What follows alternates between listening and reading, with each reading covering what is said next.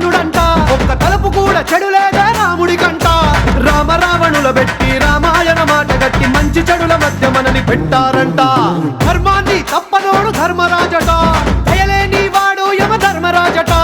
వీడి బాట నడవకుంటే వాడి వేటు తప్పదంటూ ఈ బతుకును నాటకంగా ఆడిస్తున్నారంట రంగా రంగా రంగస్థలాన ఆడడానికంటే ముందు సాధనంటూ చెయ్యలేని ఆట బొమ్మలవు అంట మనమంతా తోలు బొమ్మలవు అంట